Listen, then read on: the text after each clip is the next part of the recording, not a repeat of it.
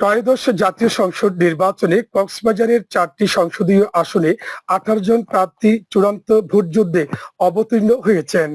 প্রার্থীদের মধ্যে বিএনপির স্থায়ী কমিটির সদস্য সালাউদ্দিন আহমদ, জামাতে ইসলামীর সহকারী সেক্রেটারি জেনারেল হামিদুর রহমান আজাদ ও বিএনপির মৎস্যজীবী বিষয়ক সম্পাদক লুৎফুর রহমান কাজল কেন্দ্রীয় নেতা।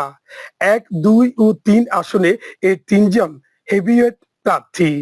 কক্সবাজার 1 আসনে সালাউদ্দিন আহমদ চকরিয়ার কোনাখালী থেকে তার নির্বাচনী প্রচারণা শুরু করেছেন। এ সময় তিনি ধানের শীষে ভোট দিয়ে গণতন্ত্র ও উন্নয়ন ত্বরান্বিত করার আহ্বান জানান। কক্সবাজার 2 মহেশখালী কুতুবদিয়া আসনের প্রার্থী হামিদুর রহমান আজাদ প্রচারণা শুরু করেন মাতারবাড়ি ইউনিয়ন থেকে। এ সময় তিনি দাঁড়িপাল্লায় ভোট চান। পাশাপাশি কক্সবাজার 3 আসনে লুৎফুর রহমান কাজল শহরের কুতুবদিয়া পাড়া থেকে শুরু করেছেন নির্বাচনী প্রচারণা। বদর মুকাম, বাজারঘাটা, এসএম পাড়া সহ কয়েকটি স্থানে নির্বাচনী পথসভা করেন।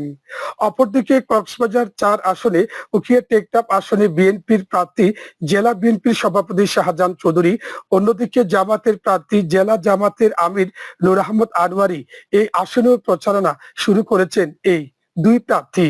কক্সবাজার 3 আসনের জামাতের প্রার্থী শহীদুল আলম বাহাদুর, কক্সবাজার 2 আসনের প্রার্থী আলমগীর মোহাম্মদ মাহফুজ উল্লাহ ফরিদ, কক্সবাজার 1 আসনে জামাতের আব্দুল্লাহ আল ফারুক সহ অন্যান্য প্রার্থীরা নির্বাচনী প্রচারণা শুরু করেছেন।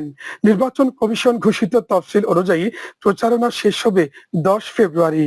জাতীয় সংসদ নির্বাচন ও গণভোট অনুষ্ঠিত হবে 12 ফেব্রুয়ারি।